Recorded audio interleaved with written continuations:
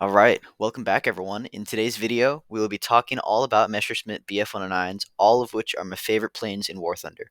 Hopefully by the end of today's video, I will have given you guys enough information and examples that you will now know how to fly 109s a lot better. I'm going to be splitting the video into several categories as shown on the screen.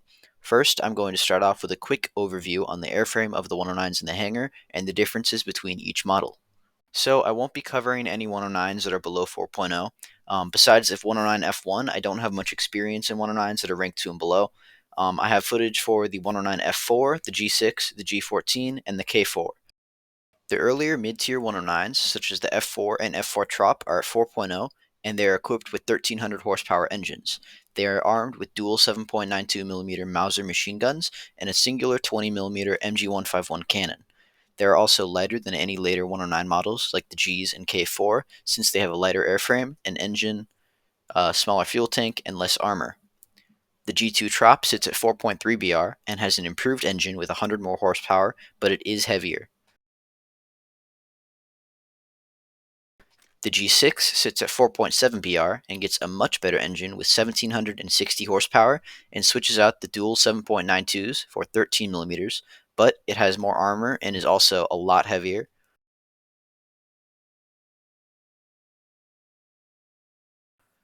The G14 at 5.3 BR has the same engine as the G6, but it has a new tail, a new canopy, and a lighter airframe. I figured I'd add this in too. The differences between the German 109 G14 and the Italian G14 AS is the engine, which is tuned for higher altitudes on the Italian model, and the protruding ammo covers for the 13mm on the Italian model are also gone. The 109 G10 and K4 both sit at 5.7 BR, and the only differences between these is the K4's retractable landing gear and the type of engine they have. The G10 has an engine tuned for higher altitudes, around 6 kilometers and above, while the K4 is decent at any altitude below 7 kilometers. For the 7.92mm machine guns on the F4 and the G2, I use universal belts, but stealth are also a good option. For the 13mm on the 109 G6 and above, I use IAI, and for the 20mm MG151s, I use air targets, but stealth are also a viable option. For my convergence, I do 600 meters without the vertical targeting, but that is just my preference.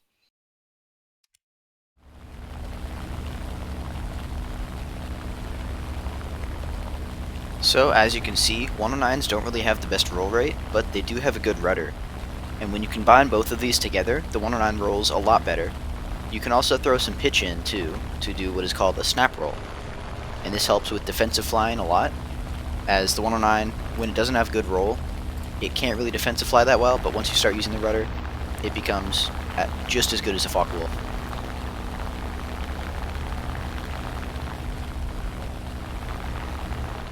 I also just want to take a quick moment to look at the 109's strength here. It is spiral climbing and vertical energy retention. Although the flaps do extend and retract very slowly, they do provide a lot of lift, and since the 109 is also a small and light airframe, it's able to just kind of hang in the air as you're seeing here. Like, I still have elevator authority at 90 kilometers, and I'm kind of just hanging and floating in the air like this, and then you can pitch back up because the 109 has pretty good acceleration. and you can kind of see the flaps not really retracting, so you have to prep them. So when you go up, or before you go up, you have to put them down to takeoff or landing, and right as you're stalling out, you have to raise them so you don't rip the flaps. But yeah, this is the 109 strength. You can see it just kind of keeps going up, and it just hangs in the air like that, and this helps you a lot with energy fights.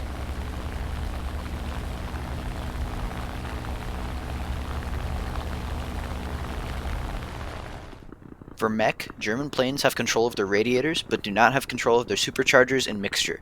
This is because most German props have a variable speed and variable altitude supercharger, which works automatically, which makes using MEC on German planes a lot easier. A trick you can also use is the German Airbrake. When flying, you can cut throttle and then set prop pitch to 100, and this causes a ton of drag and even some reverse thrust, which gives you lots of deceleration.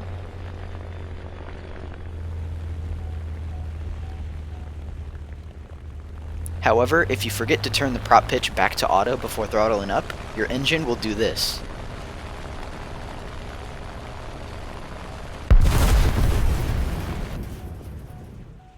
The engine instantly over-revs and dies. This is because prop pitch works differently for German planes. Don't ask me why, I have no idea.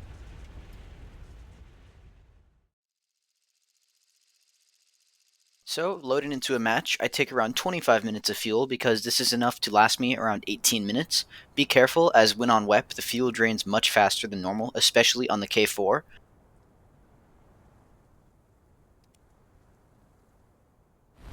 Normally, when I take off, I accelerate to around 330 kph and then pitch up into a 20-degree climb. On later 109s, like the G6, the G14, and the K4, you can open your radiators to 40% so that you can WEP all game, whereas on the 109Fs, you'll have to open them fully, and they still will eventually overheat.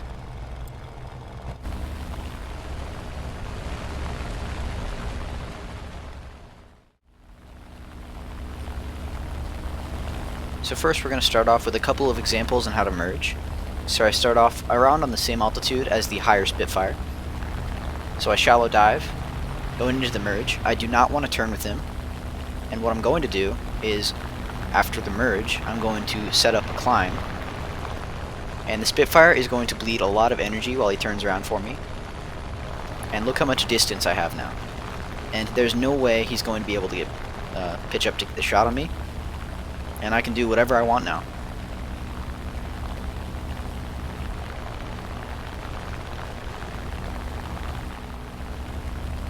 So here's another example. I start off by being above a Spitfire.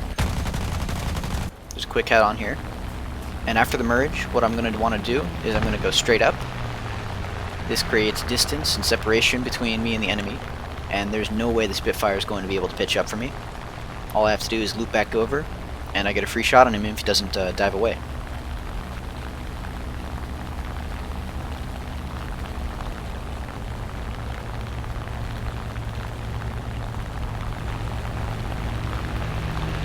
He's still too slow to dodge, and I make quick work of him. So moving on, here's another example. So I start off by diving on the Yak 3, and I'm catching him. However, there is a P-51 who's coming towards me from above in a head-on position. And keep in mind, this guy just came out of a dive. Even though he isn't the fastest, all I have to do is just extend away in a climb, and the vertical energy retention of the 109 is just going to absolutely leave this P-51 in the dust. And that's a D-30. He did have to turn around, so he lost a bit of speed. However, you can see how much distance I'm gaining from him, and I'm still gaining altitude, and I'm still outrunning him by quite a bit, and he eventually dies to the M410 because he's focused on me. So moving on, we have an XP50, and he's about on the same altitude as us. And since I have a bit more speed than him, I'm going to shallow dive towards him and merge. Unfortunately, I don't hit him in the head-on, but all I have to do is just straight line it. I go into a shallow climb, and the XP50 is going to be considerably far behind me. He loses a lot of speed in that turn, especially since he went vertical, and I'm going to just kind of run away from him until I have enough separation to where I feel comfortable enough to turn and then energy trap him. And this is an XP50, by the way. Keep in mind, this thing's insane. Very good climb. Twin engine. And you might recognize this from the intro This is one of those clips, the second clip I believe. But I just wanted to show you guys again of just the vertical energy retention of the 109. It's absolutely insane. This allows you to merge, and then if you straight line it and climb away from the enemy, you can control pretty much any given situation. You control the fight when you have altitude. And you can also see the low stall speed of the 109. I still have elevator authority, even at like 100 kilometers an hour, and I can just kind of float in the air and then go back down on top of him, and there's nothing he can do. If he dove away 90 degrees down, that's probably the only chance he had, but he didn't. I set up a burst and I take him out. Moving on, we now are in a 109 F4, and instead of kind of a merge, it's going to be more of a reversal, but this kind of shows you how to kind of set it up for that. So you just kind of turn outside, you let him overshoot, and since it's a G6, I do turn better than him. He is occupied with other enemies, but that's not really going to make a difference. And he goes down. So this is a bit later in the same game. Just me kind of finishing off Key 61. But after the climb, I have a 190 behind me. I climb, I turn back around, and I'm going to set up a dogfight here. It's more of kind of merging with 109s. You always want to go into the vertical, just because you have that much better vertical energy retention, especially against a 190A. And I can just kind of loop above him, and he's not really going to be able to do anything. I'm not going to be able to get the shot here, so I'm just going to keep going up, wait for him to stall, and then turn back over on top of him. And he's going to die very soon.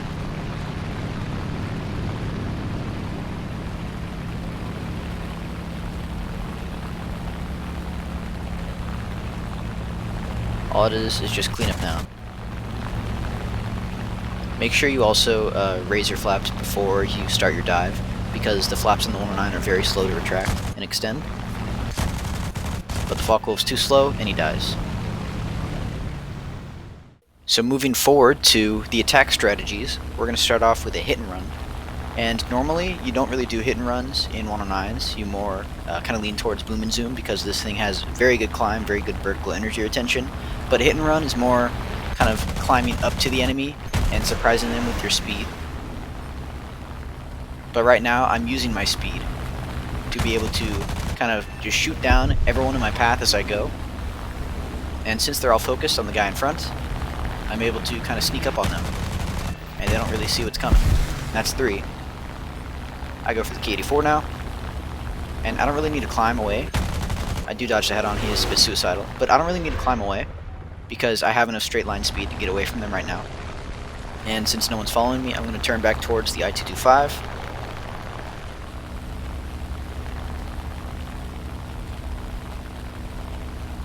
And since he's focused on the other enemy, I'm going to be able to climb up to him, even when he is an I-225. I'm going to be able to use my speed to climb up and surprise him. And again, you can see how much energy I'm losing. I'm barely losing any compared to what you would think most props would do. And the I-225 dies. Moving on to the next example. A P-51D-30 is diving on my squad mate, and I'm going to dive after him and kind of cut him off. And you might think that he has a lot more speed than me. However, since the 109K climbs so well and keeps so much of its speed in a climb, I'm going to be able to catch him in this. And the P-51, noticing that, starts panicking, and he makes a lot of turns, which is a pretty big mistake, because I also get more energy than him in turns. I take a shot, and I kill him. We now have a P-51H at low altitude, and he is going to be much faster than me. However, I can use a split S to gain energy, and then try and catch him. And since he's not really paying attention to me, I'm going to be able to cut him off here. And since I'm diving, I'm going to be able to pitch back up and get a shot with my extra speed that I gained. And he turns, bleeding speed. I'm able to get a full broadside shot and take his plane apart. So moving on, we have the last example, and the Yak 3 and the 109 are going to be following this Talon 5-2, and they're going to be occupied, and they're not going to see me. So I'm free to kind of dive down, swoop in, shoot at them, and then run away. I take the 109's wing off. The Yak 3 then notices after I kill him. I get a pretty lucky negative G shot there, and I set an engine fire, and now I go for the Spitfire. And I want to be careful with this guy because it is a Juno member. They're a very good squad, and since he dives down, I'm just going to leave because there is another Spitfire chasing me, and I'm going to exit with the speed that I gained from my dive.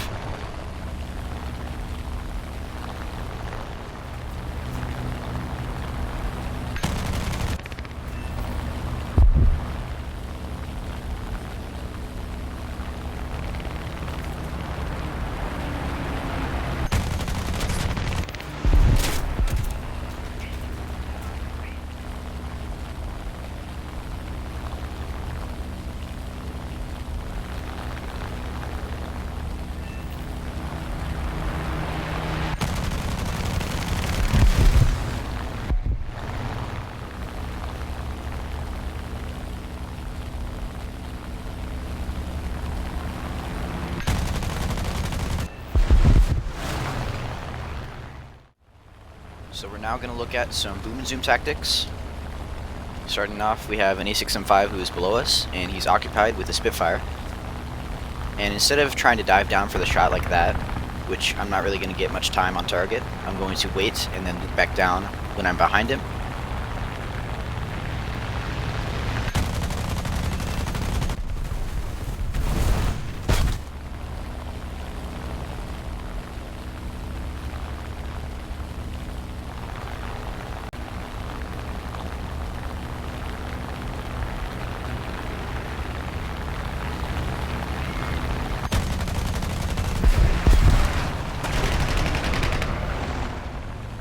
Moving on to the next example, we start above a Spitfire,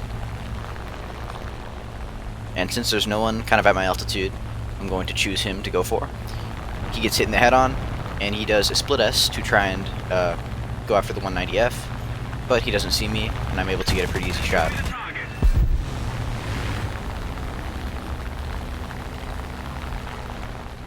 Just skipping forward here, we have a stalled out Corsair in front of us. This is a pretty self-explanatory kill. He's way too slow to dodge. But now I have a C-Fire below me, as well as two more enemies that are going to come in. And what I want to do is just go up, because he's not going to have enough energy to pitch up for me here. And I have all the energy in the world. I get to control the fight however I want. As you can see, there's two more enemies coming in, and there will be a third, or excuse me, a fourth, I guess. And instead of taking the head on with these guys, even though they're not really paying attention to me, I do want to avoid that because I just have so much more energy. As you can see, the Corsair doesn't really care, and he full commit head-ons and ends up ramming the 190. But that allows me to kind of secure the energy advantage over these three enemies. I want to go for the C-Fire first because he is going to be more of a nuisance in the turn fighting department. And he's also pretty slow now. Gives me a decently easy shot. And I want to go back up as soon as possible. F8F almost gets guns on me, but since I'm going fast enough, he's not able to pull enough lead. And I just spiral up, because the F8F doesn't really have the best maneuver and energy retention. It loses a lot of speed in turns. And now I want to set up to either kind of climb away from the F8F while going for the Spitfire at the same time and climbing above him, so he can't pitch up and get a shot. I'm now going to bait the F8F1 for the 109.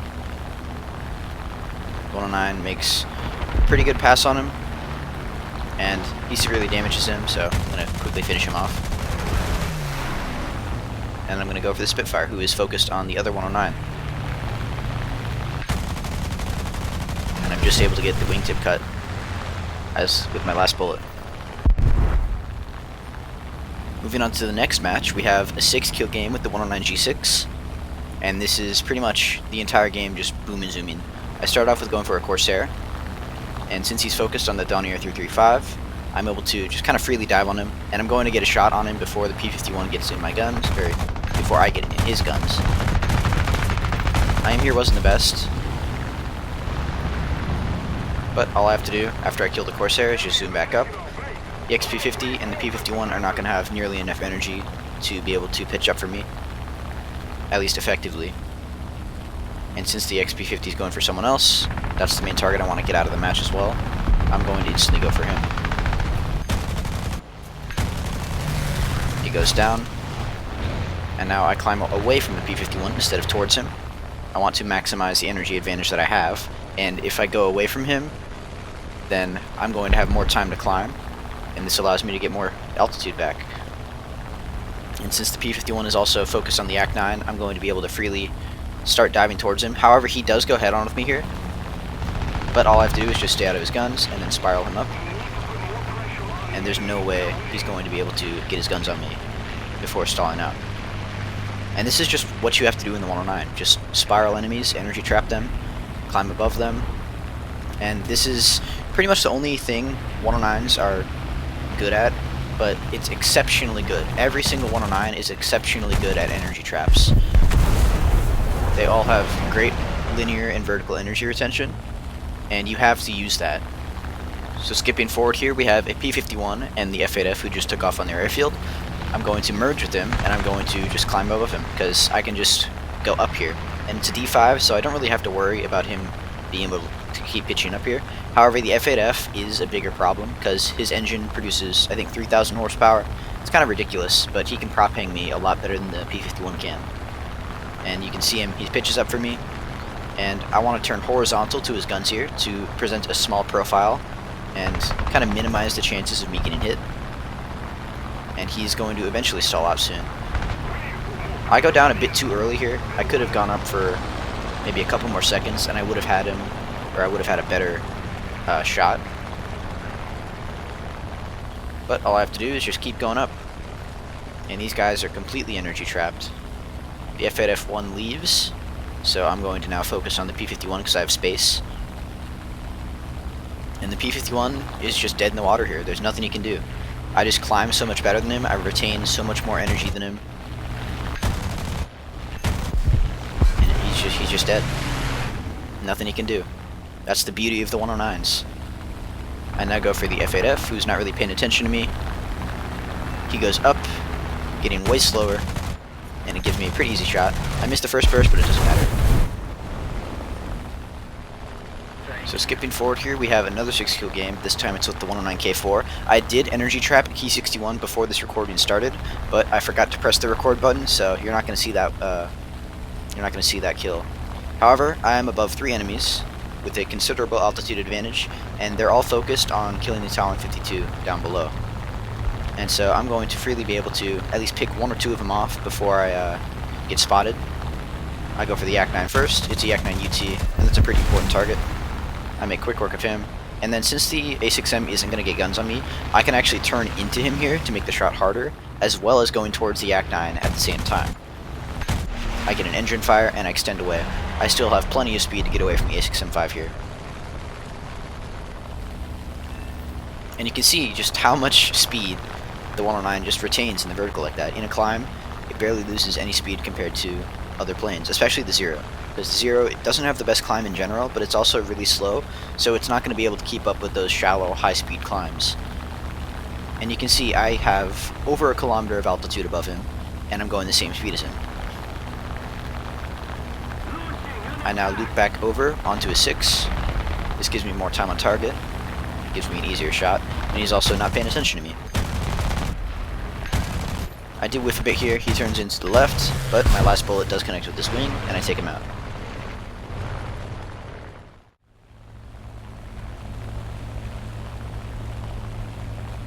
We are now going to move on to some dogfights. I have 2 examples of this.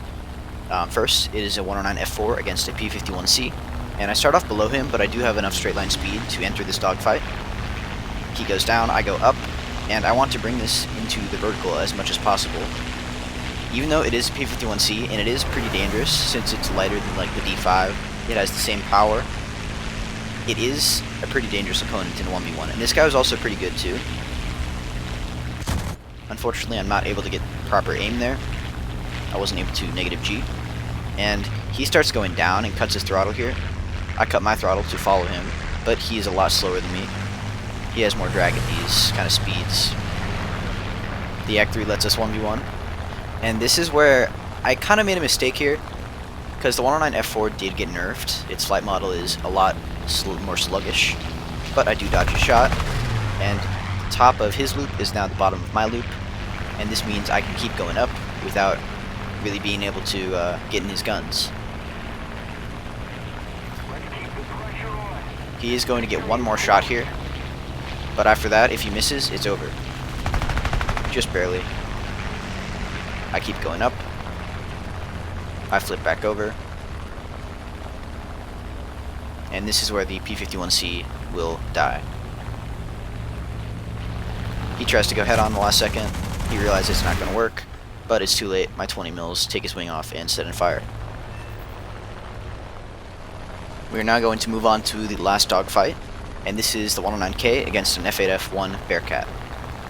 And the F8F1, although it doesn't have the best flight performance in like maneuvering, it does definitely hold up against the K4. This is a 1B, so I do want to stay out of his guns as much as possible.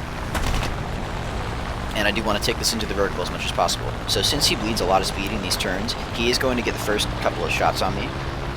But if I prolong this fight, my advantage does become bigger. And so I want to keep this kind of a tight scissor fight. This makes him bleed more speed, and then I can start going vertical. I do want to be careful because the 109, or excuse me, the F8F does have good flaps too, and good low speed performance, as it has a 3,000 horsepower engine. But as long as I keep going up in this situation, I will eventually get behind him. And you can see here, I'm kind of floating in the air, I'm hanging, and I'm going to be stalling behind him. And now I am on his 6. And eventually, I will get a shot here. I have to make sure I don't rip my flaps here.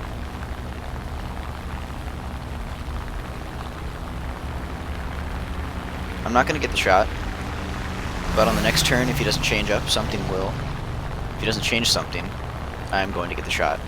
And this downward spiral isn't really what I want to do, but he has to do this in order to maintain the speed he's turning at, because he doesn't really retain that much speed. And at this point, I'm going to continue going vertical because I can sense that he's low enough on speed that he's not going to be able to pull into this. And I get a hit, and that's enough to make him bail out. Great fight, but I don't recommend dogfighting really in K4s. We are now going to move on to the last two segments of the video. Both of these are going to be full matches, both in the G6. And this one is going to be a more carry-based game where I'm going to be fighting multiple enemies at once. So first we start off with an SP2C who I didn't think was going to dive on me, but they do have 220 mils and they do get an air spawn, so they are kind of scary, but that's only for the time being, because as soon as I kind of level off, he's going to lose a lot more speed than me, he's a lot slower, he doesn't climb as well, and then I'm going to put this in a climb. And eventually, I'm going to leave him in the dust. So after a bit of time passed, you can see that I am rapidly gaining away from the SP2C, and now I feel comfortable enough to start spiraling up and energy trap him. He can try and get a shot here, but there's just no chance. The 109 just retains too much energy, and you can see I have over 1 kilometer of altitude on him, and we're going the same speed right now. And just the difference in energy when we just started from equal energies like 35-40 seconds ago, it's astonishing. Even though it is a dive bomber, it wouldn't really matter what fighter he's in. Even like a Yak 3. A Yak 3 can't even keep up with the 109 in the vertical. So skipping forward a bit, I now find myself on the same altitude as a P-51. It is a Cannon Stang. It is the British Premium, so I can tell. And I'm going to merge with him, and I'm going to go straight up. And if he tries to follow, he's just not going to get near me.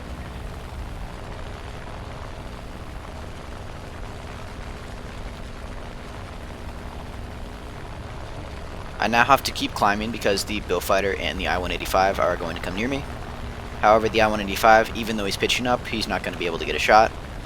And if I dive down on the I-185 now, the Mustang is going to get on my 6, and that's just going to cause me a heck of a lot of trouble. So I want to kind of keep climbing over these guys. And I do have enough room to go for the Mustang here, to kind of climb away from the Billfighter, because I am going away from him, when I dive on the Mustang. A Yak 9 appears, and you can see how slow the Bowfighter is, so he's not really going to be much of an issue. My main priorities right now are the I-185 and the Mustang. And the Mustang will dive away eventually, so I'm going to be left up here with only 3 enemies. But this is important to prioritize your targets and kind of manage your energy. If you don't commit, or don't overcommit, then you have a hard time losing in 109s, because they can just kind of maintain and keep their advantage. They're very good at carrying games if you start with altitude. And yeah, as you keep it, you win. You just have to not make mistakes. So this Bowfighter kind of pitches up for me, and he's going to have nowhere near enough energy. I can keep going up, I loop back down, and I'm going to have plenty of time before the Yak 9 gets to me to shoot down the Bowfighter. And instead of diving away, he kind of keeps flying straight. They do have a back gunner, like a singular 7.9 or 7.7 Vickers, but I just go below that, and he is now completely helpless. I make easy work of him, and I zoom back away from the Yak 3, or excuse me, I zoom away from the Yak 9.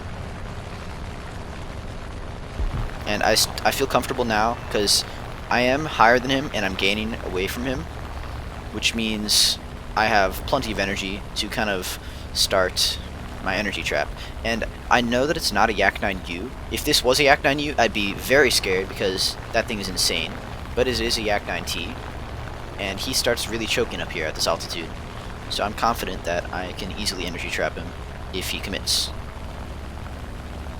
It is important to know the plane you're fighting as well. I don't know if I'll make a guide on that later, but it's a very important part of War Thunder, because if you don't know what plane you're fighting, then how do you know how to fight them, you know? You have to use your plane to its strengths, and you have to use it to the enemy's weaknesses. This Yak 9 wasn't fast enough to dive away, and he gets his wing taken off. So skipping forward here, we now have the Mustang below us, and I have plenty of speed to dive on him, plenty of altitude. He tries to pitch up for me here, which is valid. That's the only kind of option he has, but all I have to do is dodge.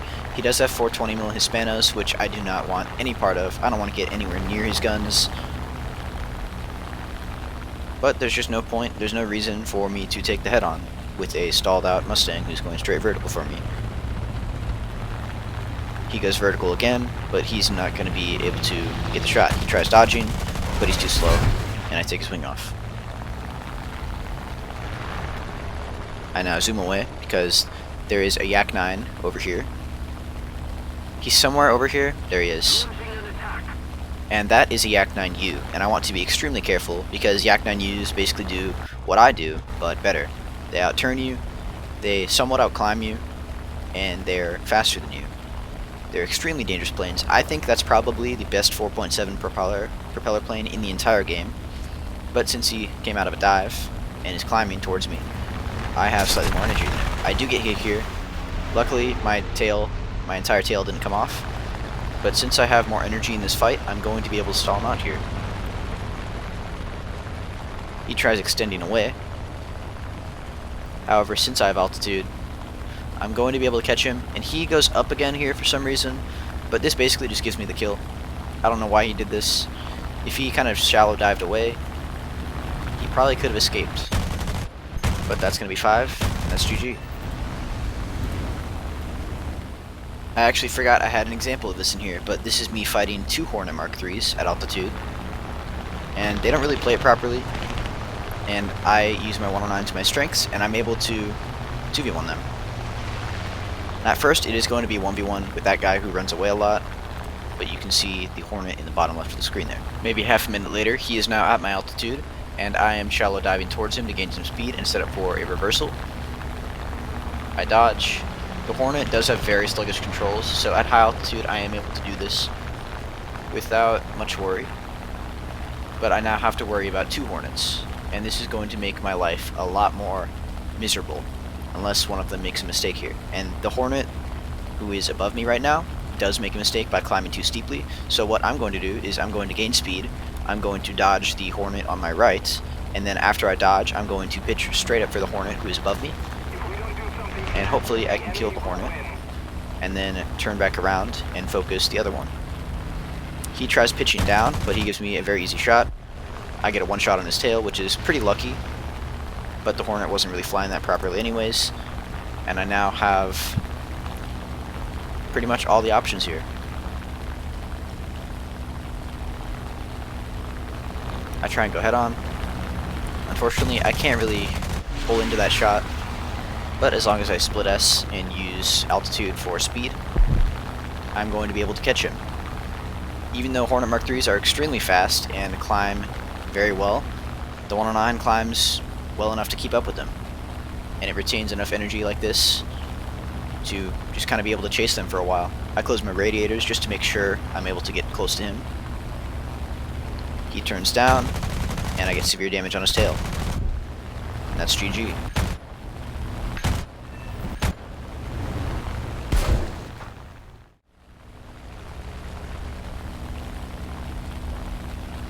We now move on to the second full match and the last match of the video.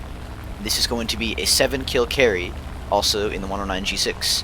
I've had a lot of carry games in this, and it's been very fun to fly. This is probably my favorite 109 right now, the G6, followed by the K4, and the F4 is always a good shout. But anyway, I start off by kind of spiraling this J2M2. J2M2s are very, very scary in vertical dogfights. They actually perform better than 109s, which is kind of ridiculous, but since I went into this merge with a lot more speed and altitude, I'm able to stall him out. And instead of going down, he tries to kind of stick the fight, and he realizes a bit too late that I am going to be able to get a shot on him. I'm just kind of spraying my 13mm to make him move. He goes straight vertical, and that was an extremely poor choice. I sent him back to the hangar, and am now spiraling above the fight, turning to the left towards the Yak-3. And I'm just kind of looking for the most opportune target right now. And the most opportune target in my eyes right now is the Yak-3, since he is about at my altitude. He's the highest enemy that I can see, and it's the Yak-3. I want to get Yak-3s out of the match.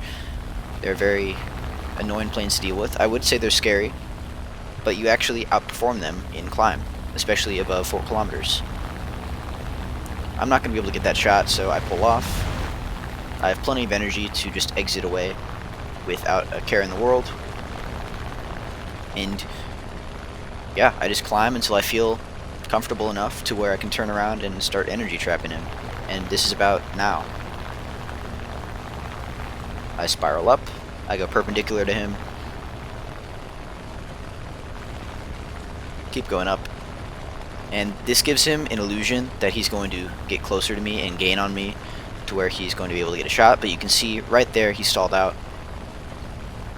I now loop back over, and I'm going to get a shot here. He should have dove straight down. That was the only chance he had to get away from this fight without getting damaged. I take a shot, I miss. More shots, and unfortunately, I do not kill him in the first pass. And that is going to be pretty annoying. However, since he's damaged, I'm not really going to be paying him much more attention now. I still do need to watch out for his guns here. And I can also tell those are stock Bearzen belts because of the green tracers. So I have a feeling he doesn't have all of the modifications. But that doesn't matter because he dives away. And now I'm going to switch over to the A6M5. This is a long game, by the way. I don't really have many cuts for it. So that's just a disclaimer. The video's already been long enough. This is probably minute 46 or 47 of a 53-minute video, you know? But I think 65% of the viewers, or at least the people who voted on my community post, wanted an hour video, and I'm going to give it to them. So now I'm looking for the most opportune target, and the Wyvern is something I want to get rid of immediately. That thing is extremely fast on the deck, and he's also the highest in the match. I'm going to kind of set up a merge, and if he goes up after me, I can easily kill him. Instead, he flies straight, and I realize he wasn't as fast as I thought he was, so I'm going to do a split S, convert my altitude for speed, and I'm going to be able to catch him here. And if he just doesn't dive straight down right now, he's dead. He starts to dive, but it's too late. I I take some shots. And he goes down. I now climb back up. And I'm just kind of looking around for the most worrisome target. Again, it's very important to, instead of just go for the first target you see after you kill somebody, it's very important to keep looking around for dots or people who aren't spotted yet, and you're going to see this a lot in this match because it is like a dusk match, and the spotting system doesn't work as well on darker maps. But I am going to go for the P-51 here anyways, at least the Swedish J-26. He doesn't really seem to be reacting to me. He starts diving though. So I want to be careful by following this. I turn back after him to get a broader profile, and I set him on fire. That's enough for me. I'm going to exit away towards the A6M5, and I feel comfortable going straight for this A6M5 because I see he is kind of occupied by the bomber, or the AI. And I'm going to get a pretty free shot here. Unfortunately, I do miss. I'm not able to pull enough lead. But he is an A6M5, I can just extend away from him. I just have to dodge his 20 mils.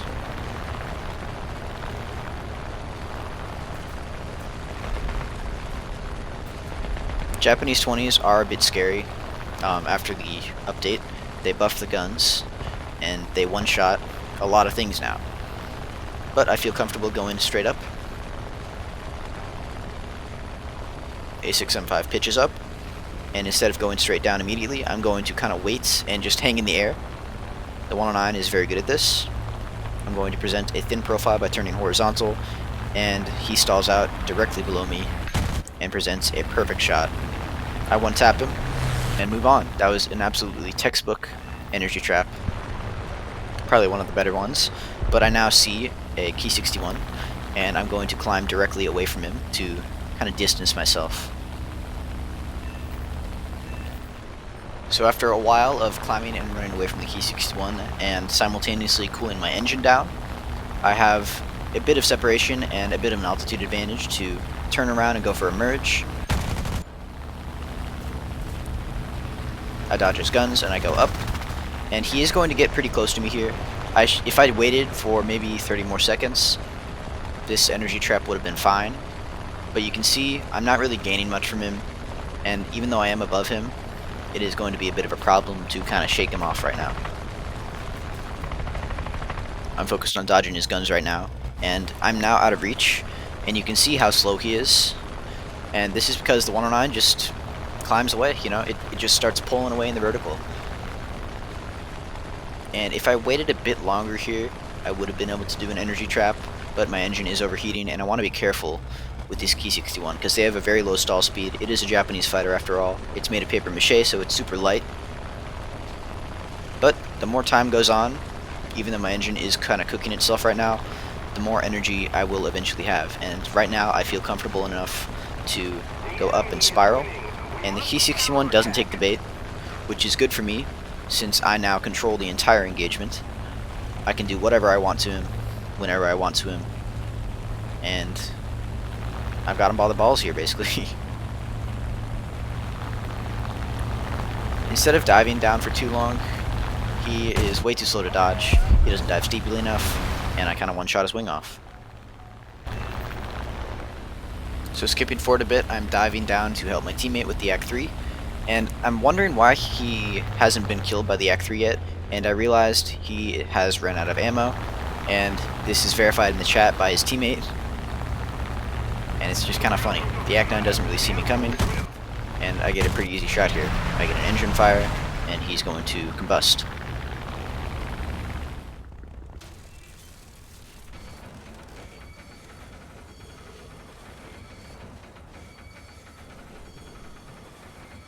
We need to put more pressure on the enemy. They're winning. Now I don't normally do this, but I do activate an Avenger order here just to see where he is because I do have 6 kills. I wanted to make it 7. It was a pretty special game, and I don't want to lose him tickets. And yeah, after a couple of minutes of looking for this guy, he is actually above us and behind me and going for the Corsair. And I'm trying to tell my teammate to dive because The A7M is going to make very quick work of him if the Corsair doesn't have enough speed. And what I want to do is, if the Corsair dives and baits the A7M down, he might die, but it wins the game for us in the long run, because I'm eventually going to be able to kill the A7. And the Corsair does exactly what I wanted him to do, and he takes the A7 down to sea level. And this is perfect for me, as you can see in chat. The Corsair does end up dying here in a second, but it was for a good cause. He baited the A7 down, and he won us the match. He does die there. I'm not able to get the first shot, but all I have to do is just kind of zoom away. He's going to have nowhere enough energy to follow me. I do have to be wary of dodging his guns though. He did get, I think, 4 kills this game.